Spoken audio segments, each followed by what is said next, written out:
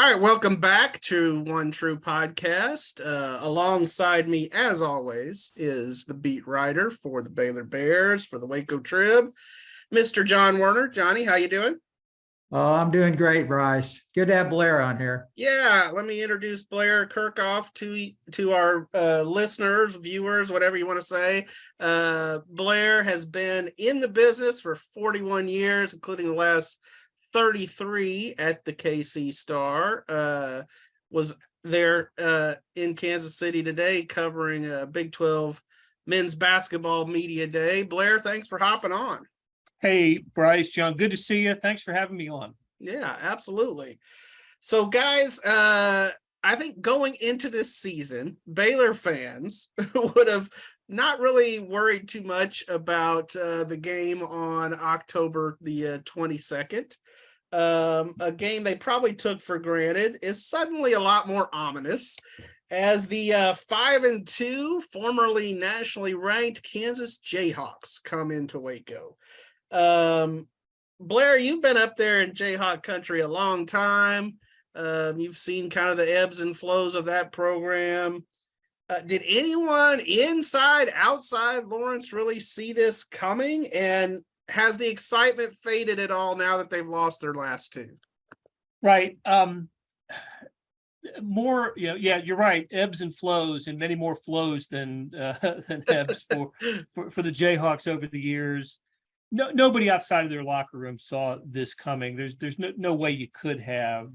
Second year of Coach Lance Leipold, and even though there were some signs in the first year that he was the right hire for Kansas, you could not have anticipated a 5-0 start. When we were kind of counting up the potential W's and L's like we all do with the teams that we cover, and we're trying to figure out what the final record might be, what bowl game they might go to. I had him, I had him at 3, and that was over the over under of 2.5 that the Las Vegas line had set for him. So, and I was struggling to find that third. I was just thinking I'll give Lance Leipold the benefit of the doubt, but here they go. They beat their 1AA or FCS opponent easily in the first game, and that was actually a hint that when they took care of business, that this might be a different type of team. But then to go to West Virginia, to go to Houston and win those games, that just that really got people around Kansas community energized about this team. And then they followed it up, of course, with win over Duke and the win over Iowa State. So they have lost their last two to TCU and to Oklahoma, but I don't think the energy level has dissipated at all from the Kansas fans. They're still pretty juiced about this team.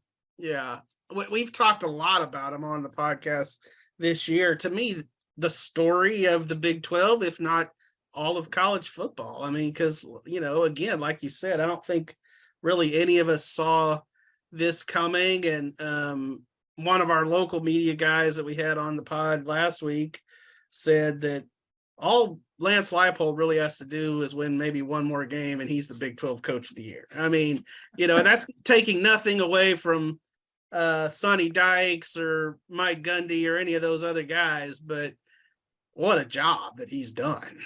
No doubt. Interesting background with him. Won 6 NCAA championships at Wisconsin Whitewater. That's Division III. Spent some time as an assistant on the Frank Solich staff at Nebraska, and became a head coach at the University of Buffalo in the MAC, and turned Buffalo around, had some success there. And then the Kansas job opens up, not when college football jobs typically open up after the season. Kansas didn't open up until the spring after the season a couple years ago. And so new athletic director there was, it was tough to conduct a search when everybody else, all other programs have their coach in place. But Lance Leipold, his folks reached out to the KU folks and said he'd be interested in.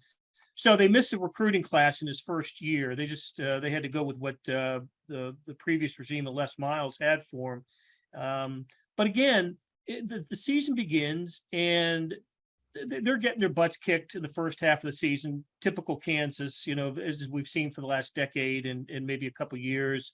But in the second half of the season, they start to play teams close. They played Oklahoma close, much closer than anybody expected. And Kansas led that game in the fourth quarter. And then, of course, they go down to Austin and beat Texas, which was a stunning outcome.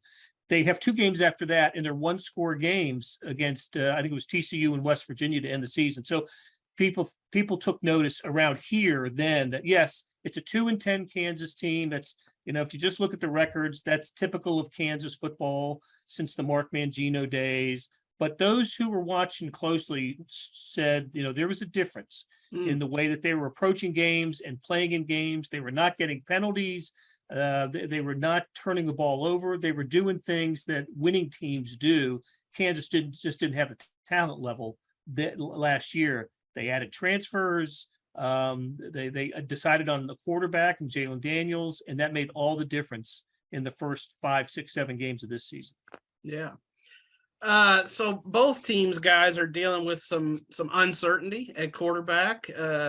Baylor, Blake Shapen suffered a head injury in that game at West Virginia last week, and we know there's a lot of emphasis on head injuries these days. Dave Aranda said this week that Shapen would still need to be evaluated, and his status for the game against Kansas was kind of up in the air. Meanwhile, the breakout star for the Jayhawks, Jalen Daniels, has missed the last couple games and looks doubtful to return for this one. I did see on Twitter where he was disputing some reports that he was out for the year, but so how does the backup quarterback situation maybe change the complexion of things for these teams? And is one team in a better situation than the other? Johnny, I'll start with you. Yeah, it's funny, when Blake went out, he didn't look wobbly or anything. He went into the tent for a few minutes, came back, looked like he's walking okay. So I don't know. It will be interesting whether he plays. Like you said, there's obviously a lot of interest after Tua, and I think teams are probably going to be a little more careful because of that, even down to the college level. So, I thought Kyron Drones looked pretty good. I'd say the first few series, he looked okay. Then he threw a pretty bad interception near the end of the game. But I think they have confidence in him. Obviously, he's played very little, and but Shapen had played very little before he went in last year.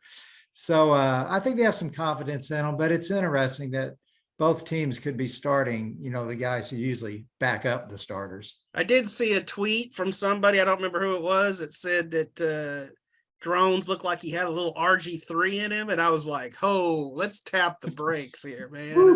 Might be a bit of a stretch. Yeah, that's kind of royalty here in Waco when you start bringing Robert's name into it. Blair, what do you say? Well, this is one area where Kansas might have a little bit of advantage when it comes to the experience of a backup quarterback. Jason Bean is the backup. Jalen Daniels was injured in close to the end of the first half of the game at TCU or against TCU. And so Jason Bean, who had started the majority of last season, enters the game, and in the second half throws 4 touchdown passes. And even though it's at that point, I think it had been established that TCU was the better team, Kansas was matching TCU in that offense touchdown for touchdown until the very end, and TCU pulled it out. So I think Kansas feels okay about Jason being a quarterback. Now, Jalen Daniels was a difference maker, a true dual threat quarterback, and I think it took a defense's bias. Defenses really hadn't seen him. It had just he played a little bit last year, and he was the quarterback for the game against Texas. But it was scouting. He was not a well-scouted quarterback, and you could just tell the way he played against Houston, West Virginia, some of the teams early, that they had no idea how to stop him. I think he was the best player in the conference for the first month of the season in September. Well, he's hurt, and Brice, you're right. It was reported by a newspaper in Kansas that he had a shoulder separation that was going to keep him out the rest of the season. And that did not come from the university, and it certainly didn't come from Jalen Daniels, who took to Twitter to update his status, and with those eyeballs, the pair of eyeballs. So yeah. Look, the news of Jalen Daniels' season-ending injury was a little premature. Listen, to be honest with you, I wouldn't be surprised if he doesn't play the rest of the season. And you know how it goes in college football. Coaches will, they'll kind of play some games with injury news and injury reports. And I don't blame them. You want opponents to be prepared for a couple of different quarterbacks, but it's going to be Bean this week. And I think that he'll acquit himself well. Now, he is not as mobile as Jalen Daniels, but he's got a better arm. So that's something Baylor is well aware of, and so that's where Kansas is right now. If Jalen Daniels plays the season finale against Kansas State or in the bowl game, I wouldn't be surprised, but I don't expect to see him for the next few games. So that other Kansas Big 12 team is half of the marquee game in the Big 12 this week, that being K-State. The Wildcats go to Fort Worth on Saturday night, and it's a battle of the only 3-0 teams in the conference. Go play TCU. That stadium should be awash in purple, I would think. Yep. So, obviously this is what we all predicted at the start of the year, right? K-State and TCU battling it out for conference supremacy in the Big 12. My question, what are the odds that this is a preview of the Big 12 championship game? It absolutely could be. We were mentioning it today at Big 12 basketball media days. It's this week's Big 12 game of the year. It's like every week there's another one. And that's how much fun the Big 12 has been this year, to see Oklahoma on the bottom like this, and to see Kansas and Kansas State and TCU and at the top. It's been very interesting. Listen, I know if you're a Sooners fan and you're dying with Brent Venables' team this year, and even Texas had its, the loss at Texas Tech for them earlier this season was a gut punch. But I'm kind of cool with it. If the Big 12 is not going to have a playoff team, and it's kind of looking like that's the case unless TCU can run the table, I love seeing this parity. I love seeing multiple games every weekend that the nation is interested in. And K-State at TCU is certainly that one this weekend, number 8 versus number 17. I think if you had to pick a defensive and offensive player of the year in the Big 12 for the first half of the season, I think they would be on these teams meeting, with Max Duggan, having this ridiculously good year. A guy who has been a nice but sort of average quarterback in his first couple of years, 3 years, I guess, and then lost his starting job only to get it back in the opener when their starter was injured, and having a great season. And then on the Kansas State side, Felix Anudike-Uzomah, their defensive end, is just a beast. And I think he's having the best season so far by a Big 12 defensive player. TCU hasn't played a team with his defense as good as K-State, and K-State, hasn't played an offense as good as TCU. So should be a fun game, and K-State will try to control the ball and slow the game down, because that's what K-State does. And I think if it gets into a shootout, it favors TCU. A lower scoring game, lower possession game favors the Wildcats. Johnny? Yeah, I don't think anybody thought either of those teams would be as good as they've been. TCU, you didn't quite know with Sonny Dykes coming in, but you knew they'd probably be better on offense. And they've been great on offense, leading the league 45 points per game. Like Blair mentioned, Max Duggan, just really Big 12 Offensive Player of the Year right now. What about Adrian Martinez? That guy's getting it done too. He is too. I mean,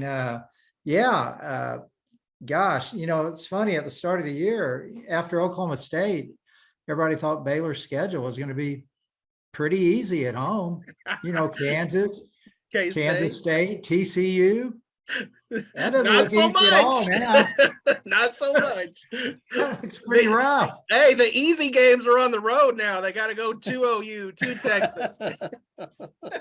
That's right. It's funny how it's changed. You're right about Adrian Martinez. He is, transfer from Nebraska, showed talent there, but was prone to making mistakes, especially late in close games, and it just kind of snowballed on him. And it was the best move for him was to transfer, and he ends up at a program where he's coached by Colin Klein. And you guys remember Colin Klein? Oh yeah, he's great. The old Kansas State quarterback who's the offensive coordinator and quarterbacks coach there.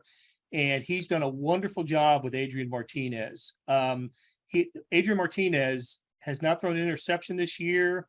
His, it was 65 or whatever it was yard run sealed the game, the win at Oklahoma. He has just been big play after big play, and this was the player that Nebraska fans thought they were going to get. Instead, his talent has really surfaced at Kansas State, and Wildcats. It's changed the season for the Wildcats.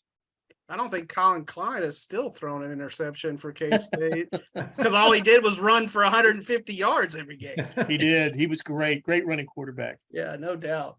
Blair, you kind of referenced it, but what a crazy parity-filled league this has been this year. So 9 of the 17 games in the Big 12 have been decided by a touchdown or less. 3 of the 4 last week were decided by just 3 points. You guys have been around this league a long time. Is this the most balanced this conference has ever been?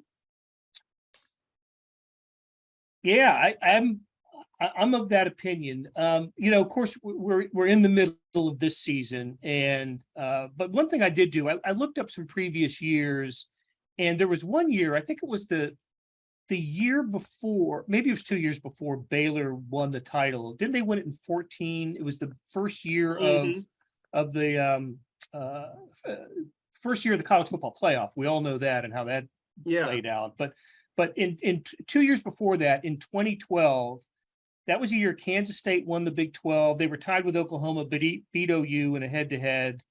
There were 9 bowl teams that year. 9 of the 10 teams went to a bowl game. So for something like that to happen, you've got to have, not only you have to have a terrible team at the bottom. And of course, Kansas was winless that year. So everybody got a win over Kansas. But then you can't really have too many teams at the top. You can't have a top-heavy league either. So in 2012, you had all these 6-6, 7-5, 8-4 type teams, and that's how you get 9 in a bowl, 9 of the 10 in a bowl game that year. And I kind of think we're looking at something like that this year. Now they're all going to beat up on each other, but at the midway point in the season, everybody's got at least 3 wins. So if you have the rest of your games the rest of the way, if everybody wins at home, say, I think you could end up with 8 or 9 bowl teams this year, and that nothing says parity like a whole bunch of 6-6 and 7-5 teams. Well, we've even discussed the possibility on this podcast a couple weeks ago of there being 10 bowl teams in this league. It's not out of the realm of possibility, hard to do, but Baylor, the defending Big 12 champ, still needs 3 to get there. And yet I somehow still think they'll do it. And we thought West Virginia might be the outlier, and they picked up a key win last week against Baylor. John, I mean, what do you think? Is this the craziest, most topsy-turvy league that, you can remember? Yeah, I think so. I don't think there's just a real great team, a real dominating team. All the games have been close so far. And there's not a really horrible team either. So you got a bunch of teams that are kind of similar, just as far as what they can do. And I think, the last week of the year, we're going to have a bunch of 5-6, 6-5 teams coming into that final week, and probably some bowl games will be on the line. But it's really fun to see, not seeing a lot of blowouts and, seeing really close games week after week. I really think that says a lot about the league. Yeah, and I think OU and Texas are sitting there going, man, we got to get out of this dog-eat-dog conference, man. Get over to something where it's a little more top-heavy, Yeah, no telling what those guys are, thinking now. Look, Texas is coming on. I kind of like what they're doing here, but they did lose at Tech, and I don't know if they're the best team in the league.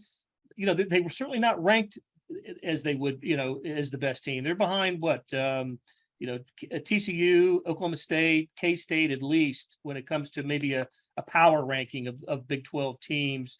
But I wouldn't be surprised if we're looking at a couple of 7-2 teams in the Big 12 championship game. Mm-hmm. And I'm not sure we've ever had that.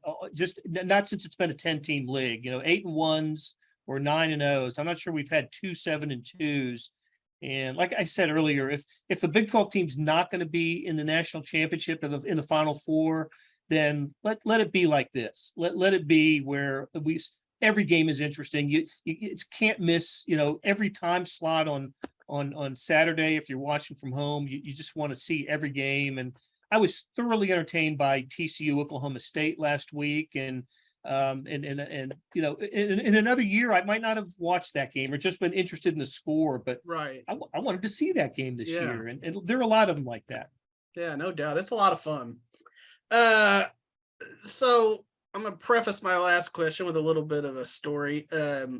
So a few years back, I don't remember how many it was, several of the Big 12 papers got together and started emailing each other and were like, hey, let's share our content with each other. We're not really in direct competition with each other. And I always called that the consortium, that we had the consortium. So I'm going to say that Blair is part of the panel.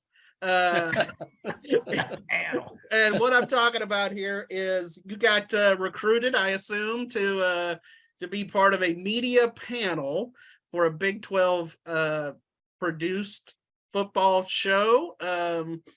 That includes you and Max Olson of The Athletic, Jenny Carlson of the Oklahoman. Correct me if I'm wrong on any of this. No, you're good.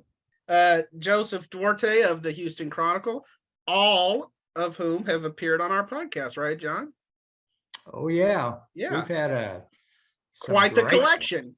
Yeah. So Blair, what's just that experience been like? And, does the Big 12 give you guys carte blanche to talk about whatever you want? Well, first of all, I'm honored to be part of the quartet now. I have completed the foursome on the podcast. That's great.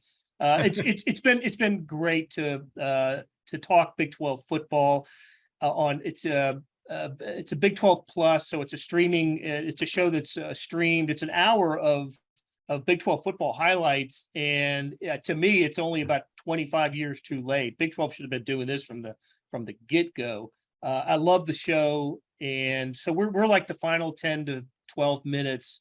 The folks you mentioned and myself, we just sit around and talk about Big 12 football, and the show's co-hosted. One of the co-hosts is here in Kansas City that I've known for a while, but it's pretty loose. We all know each other. I've known Jenny used to work at the Star many years ago. I've known Joseph forever. Just crossing paths like I do with you guys along the trail. Max is the one I've gotten to know, and Max brings a depth of knowledge that's remarkable. He's doing now what I used to do, which was go to a kind of a Big 12 or national game of the week. He's doing that for the Athletic, and I just stay closer to home now for the Star. But it's just a sort of a loose, fun conversation about certain topics in Big 12 sport, Big 12 football, and it debuted this year, and it's in a year that there's so much to talk about. We never lack for topics. We always run out of time. I think we could take up half the show talking about Big 12 football like we're doing today with you guys. There's so much to say and so much fun, and I'm glad to be part of it, and happy that they invited me to do it. But I am something of the village elder on the show, and so when I refer to Michael Crabtree or RG3 or I even go back to Grant Wistrom or somebody from some blast from the past. I get some quizzical looks, but but I'm glad I can bring a little bit of history to it as well. Yeah. Old Max, he probably doesn't remember the Big 8 days. I mean, No. But that part it is fun. Just to have covered like John, you guys covered so many events for so long in this part of the country. We know it and kind of understand it, and I think are then have fun reporting on it. Yeah. So tell people where they can watch it. It's on ESPN Plus, correct? It is. So you got to go to the way I do it is I should have it bookmarked, but I don't. I just go to ESPN and watch, and then it breaks it down into college football, and then by conferences. You click on the Big 12, and it's on that property because ESPN owns the third tier rights for the Big 12 schools, for most of them anyway. You get the coaches shows, highlights. It's a great service to have if you subscribe to that ESPN Plus.